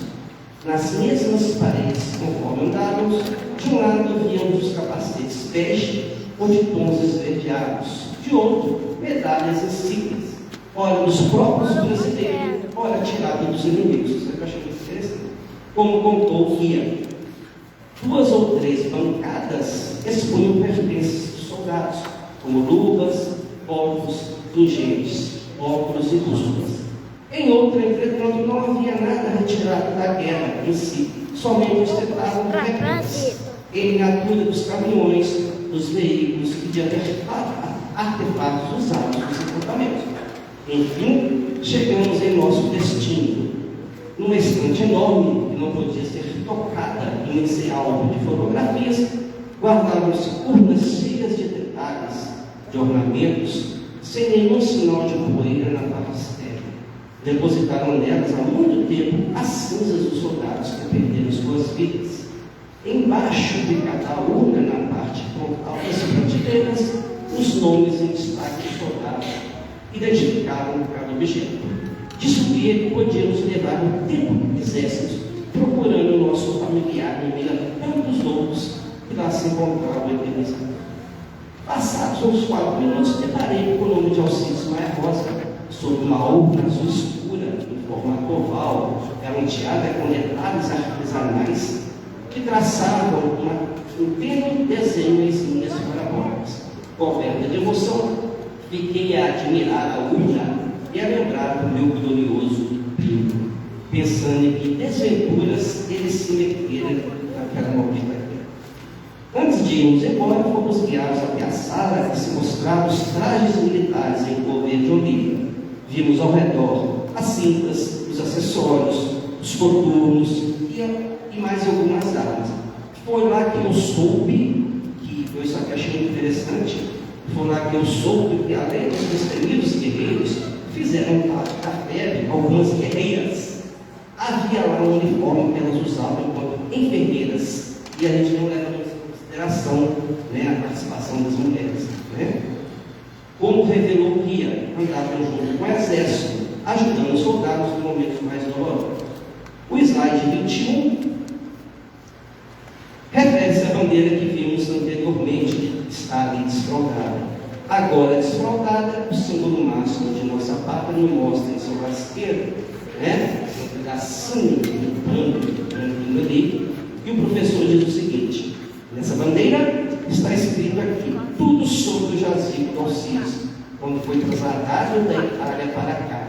Alcides Maia Rosa, soldado, 4H, jazigo 14, do monumento do Rio de Janeiro.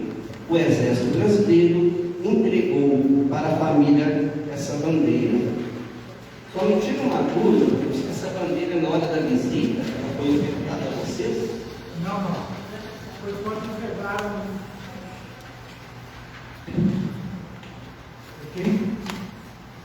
Eu creio que foi quando entregaram os mestres mortais, os documentos, né?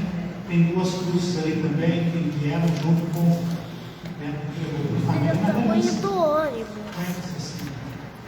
É o tamanho do ônibus. E 24. Tá. Ah, papai, está olhando.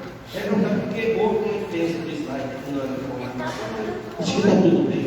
A gente já está finalizando. Esse ofício aqui da DHG, eu vou falar, ele é muito grande. Página 24. Como mencionado, independente da época, as homenagens sempre foram e serão feitas. Há alguns anos, o peticionário Alcides foi agraciado com o nome de uma rua da cidade de Barroso, o Alcides Maia.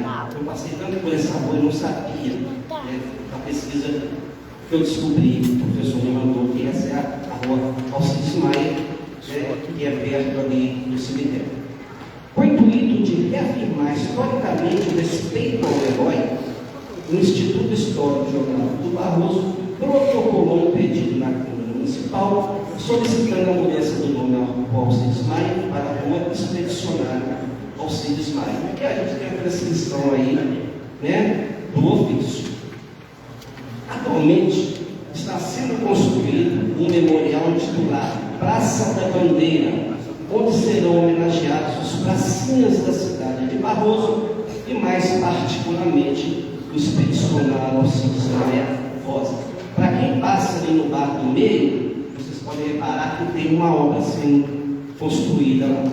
A obra encontra-se em andamento e deverá ser semelhante ao monumento que existe na cidade de Cristóvão. Professor, explica por que é lá, para a gente. Por que é aquele local que vai ser a Praça da Bandeira? Ok. Em 1º de setembro de 71, mesmo como se fosse hoje, depois que o Osmar Farias, lá da Osart, que teve a loja Osart, ele desenhou lá no Chico de Candelário, como diz o Targino, no guardanapo lá, o brasão do Barroso, no concurso dele. Então, o Aldoneto, o prefeito, começando lá no seu mandato, disse: não, vamos fazer um brasão. Não, mas precisa de uma bandeira. Mas que cor? Não, um azul, branco, não sei o quê. Aí, então, naquele local, em 1º de setembro de 71, foi estirado pela primeira vez a bandeira do Barroso. Inicialmente, o monumento ao Alcides e aos pracinhas havia sido pensado em fazer lá próximo ao cemitério, e da rua Alcides Maia, naquele triângulo menor. Mas só que nós queríamos algo um pouco maior e também em conversa com a prefeitura, porque essa obra não é do Instituto, é da prefeitura, então nós vamos colocar ali. Então é homenagem à bandeira do Barroso e aos expedicionários que foram no Segundo Guerra Mundial a servir a Praça da Bandeira neste monumento lá da Segunda Guerra Mundial, que todos muito presentes. Obrigado, professor. Então, quem passa por ali, aquela obra refere-se a essa memorial. Ainda na página 25, a gente está quase terminando. Bem, como todo bom exemplo deve ser seguido, essas mesmas homenagens ocorridas aqui em Barroso agora estão sendo implementadas na cidade de Dores de Campos. O vereador Itamar Alciano, Itamar Corrinha, protocolou duas indicações,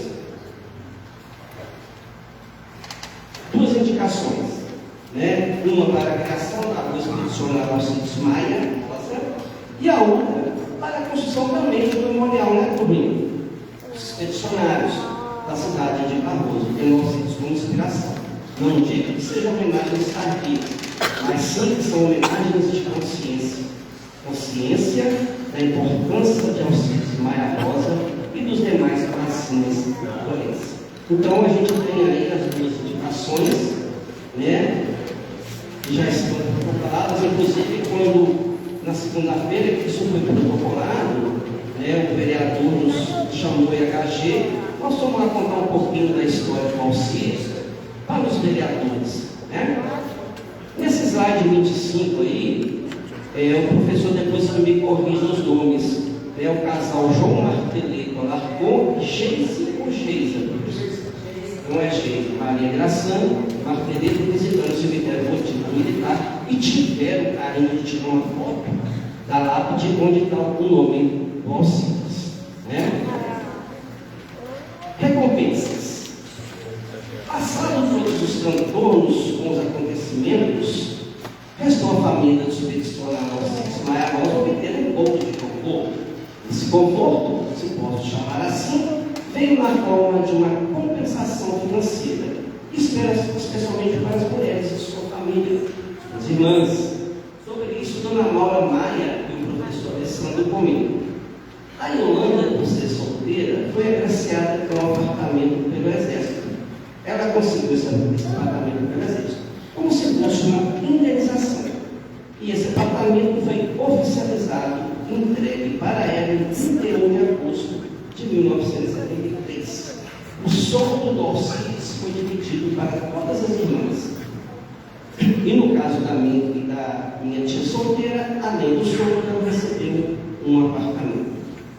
Na tentativa de organizar os pagamentos às irmãs de Alcides, mais uma vez o senhor Totti entra em ação, como podemos ver um bilhete no verso de uma foto tirada no cemitério dos expedicionários do Rio de Janeiro. Nós acho que essa informação aqui ficou meio brincada, No bilhete, nós temos um bilhete, temos a seguinte mensagem. Aí é slide 26, não é 25. Excelentíssimo floridiano, saudações, aqui tudo bem.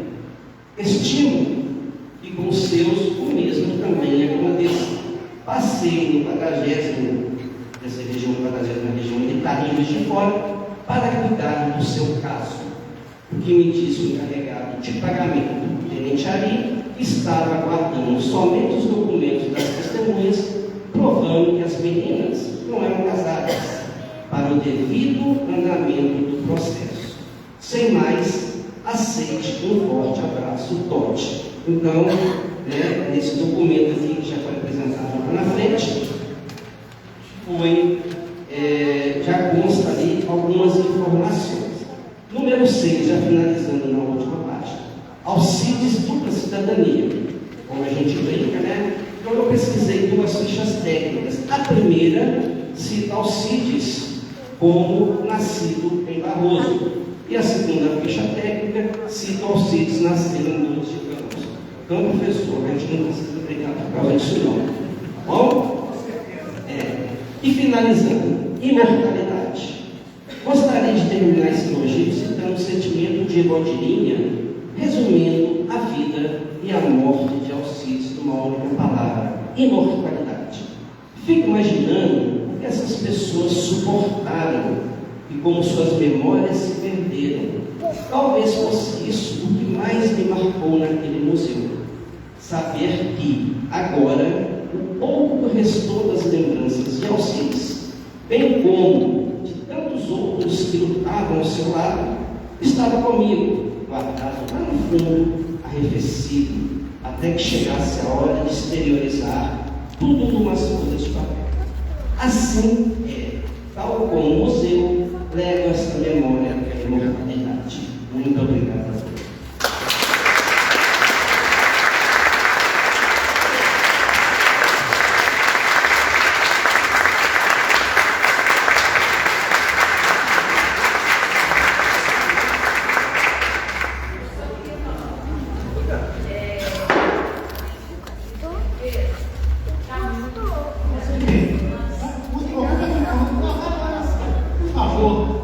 Vamos ouvir a sobrinha do Alcides, Osmir Maia Cassano Bela, por favor.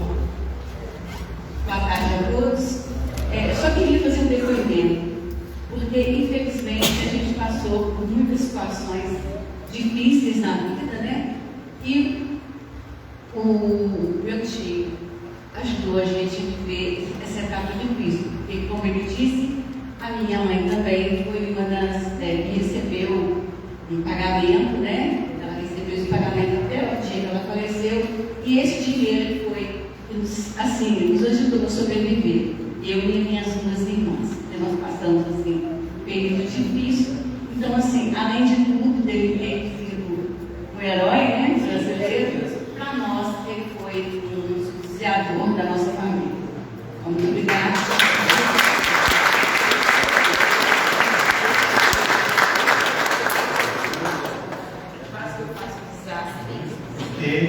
Osmir, muito obrigado. Mais alguém da família Maia queira usar a tribuna?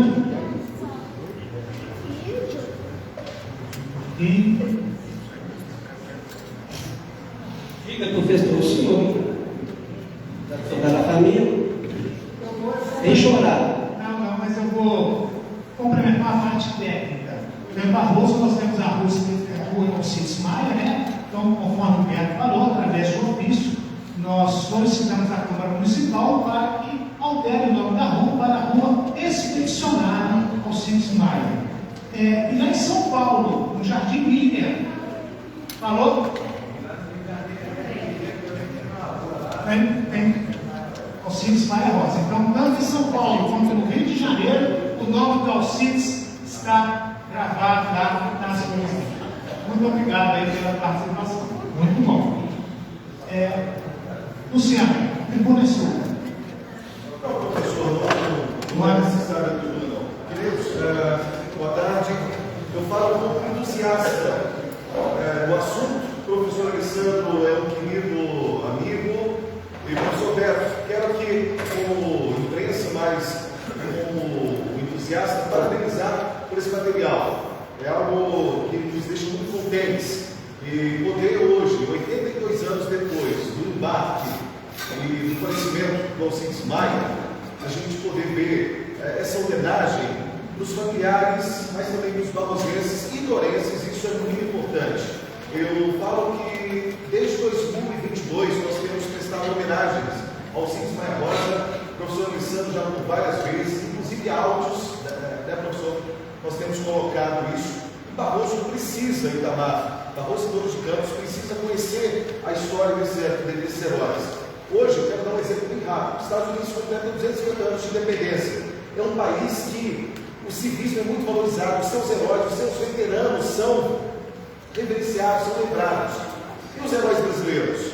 E aqueles que passaram aqui, que fizeram história?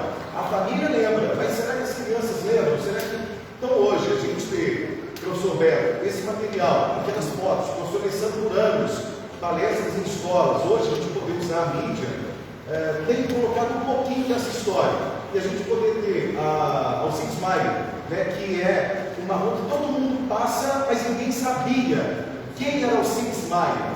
Hoje estamos com o vereador da Câmara Municipal, a gente pode cobrá-lo, né, e perguntar como está o projeto, lá em Douros de Campos também. Inclusive, tem uma notícia, né, professor, que eu acho que a gente vai ter uma segunda disputa, né, porque tem um outro funcionário que tem dupla cidadania, Alvini Alves Moreira, barrosense, adorense, né, e é barrosense, viu? Quando eu descobri isso, eu vou mandar para o grupo lá.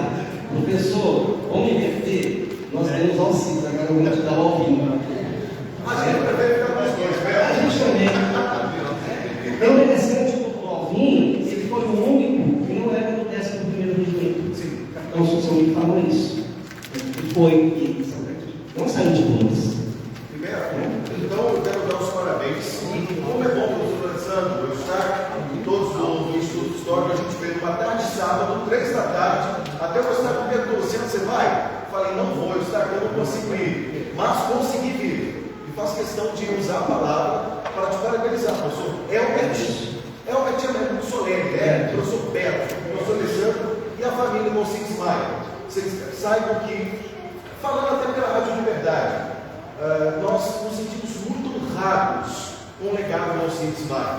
E não só dele, tá? Como herói de detalhe, mas de todos os expedicionários que hoje nós estamos descobrindo e precisou de 8 décadas para que eles fossem lembrados e homenageados. Então, essa homenagem em Barroso, um monumento ali aos expedicionários em Douros de Campos, é muito necessário. Então, a família, sinta-se abraçada, né? Todos que estão aqui, é algo que é histórico, isso que o Instituto Histórico Geográfico do Barroso está fazendo. Então, professor Alessandro, receba os nossos cumprimentos. E, professor Beto, esse material precisa ser disponibilizado, Delci, como um livreto, disponibilizado nas escolas de Barroso e de Loures. Inclusive, eu comentei fazer umas pequenas correções, e nós vamos na sexta, na quarta defesa, sabe? Né? Nós podemos transformar essas defesas no nosso manuário. E eu queria fazer uma consideração, professor. Muito obrigado. Eu estive sábado com a Maria Elisa, conversando com a idosa, ela é filha de ex-combatente, e ela me mostrou um quadro. Eu acho que o Alcides deve ter esse documento, alguém deve ter em posse. É um documento assinado com particular para cada combatente, assinado pelo Pontífice, Papa, na época. É uma carta de indulgência, já perdoando todos os pecados, se caso eles morressem na guerra e não tivessem condição de confessar. Muito interessante esse documento. O Alcides, com certeza, teria esse documento, né? Espero que esteja com alguém da família. Então, na mesma hora, eu imaginei, não foi um documento para todos, foi um documento em particular para cada um. Ok, vamos lá. Marilene, só vou agradecer ao Luciano. Luciano, obrigado pela presença, obrigado pela divulgação que você faz na Rádio Liberdade, do trabalho do Instituto. Você é um fundador desse Instituto que está aqui hoje. Agradeço ao moço que foram me tirar da minha casa, né? Graças a Deus estou aqui e faço com muito zelo e carinho. Muito obrigado por ficar. Só um momento, Marilene. Vai embora não. Roberto, mais do que a carta, nós temos ali a cruz escrita na indulgência, ao lado da bandeira. Temos duas cruzes que vieram com os pertences crossos. Marilene, sobrinha de sobre. Eu, neste momento, fico muito feliz e muito realizada de ser a primeira filha da minha mãe e ter essa mulher cheia de vida, cheia de vontade, de hoje estar aqui presente entre a gente. É uma bênção, é uma grande alegria, é para todos nós essa felicidade de estarmos aqui e desejando a nossa diocese e cantando todos, e hoje, mesmo lá nos céus, ele nos deixou com a gente. Então, minha mãe, quando fez a palavra dele, sinto ela um pouco emocionada, mas feliz em ter feito e em ter feito. É isso que eu queria dizer, não por isso.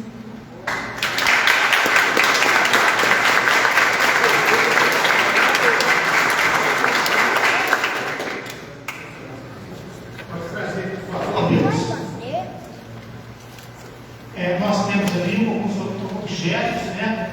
O violão pertenceu ao Alcides, ele não levou o violão para a guerra, tá? Mas ele tocava. O violão, né, ficou guardado para nós.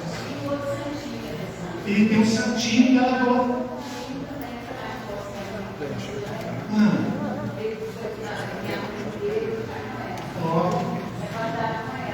Que nos deixa assim emocionados, né? A Cecília, a Cecília criança, né? Que ajudou o irmão a fazer a mala, escondida, né? Chorando, né? Que a dona Maria Antônia não podia saber, né? Que ele estava indo para a guerra. E a dona Cecília tinha ganhado na escola um santinho. Ela colocou o santinho na mala com o Alcides. O santinho foi, viajou a Europa, voltou com os pertences, está ali para a exposição.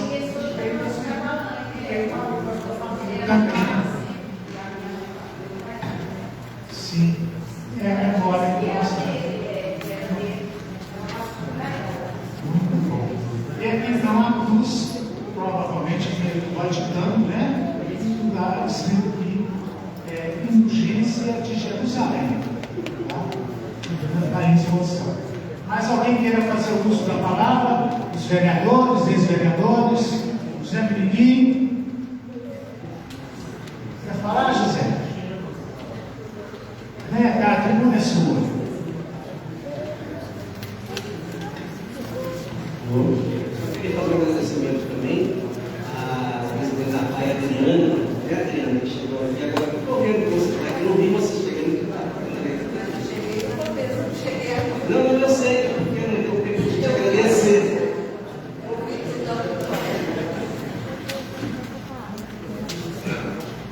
Boa tarde a todos. Nosso instituto, eu já falei algumas vezes, esse instituto vem uma obra muito boa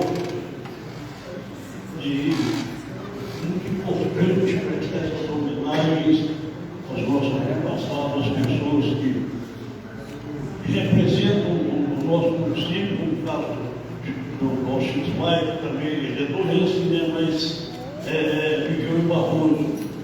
Eu conheci o Sr. Aurélio, pai dele, mas depois que o Sr. Aurélio, eu nasci na época da guerra.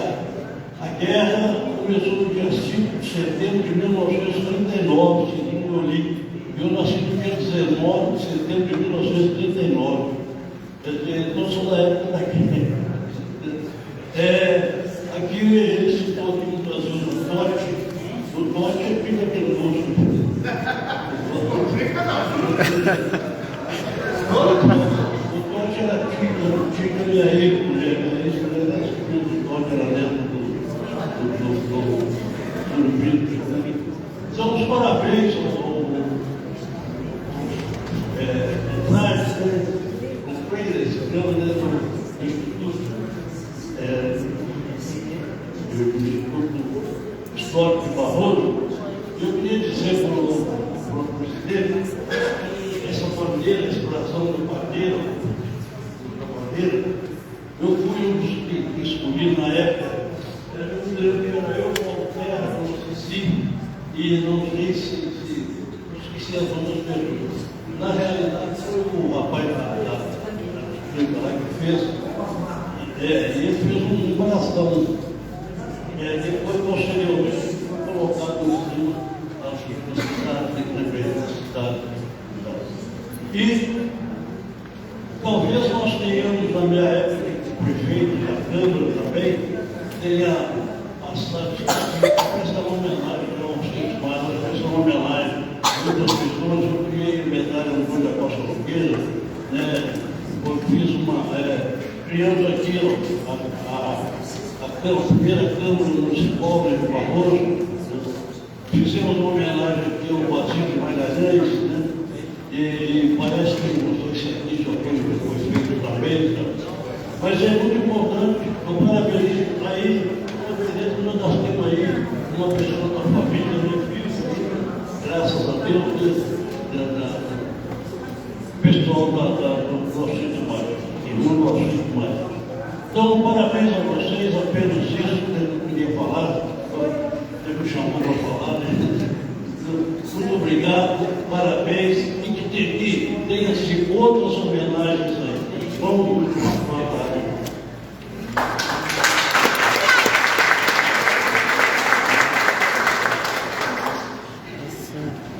Ok, José, muito obrigado.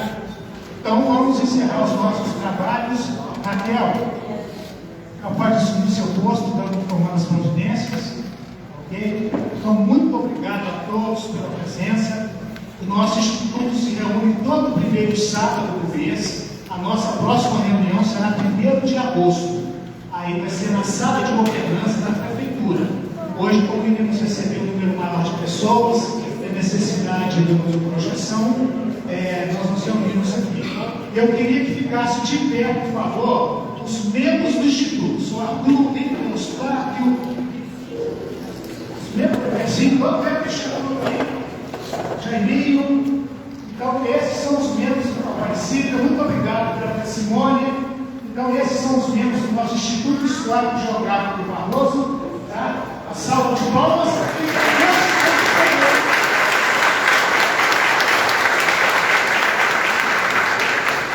E muito obrigado também pela presença do DHG do Estudante, do Comitivo. Tem uma lista de presença para vou assinar, por gentileza. Quem não assinou, obrigado. Tia Helena, tia João, que está aí, Cláudio, Giovanni, pela presença, viu? E agora nós vamos tomar o café mineiro e nada ouvimos os causos. E conforme o 11º Regimento de Infantaria, para a frente e para o alto, montanha!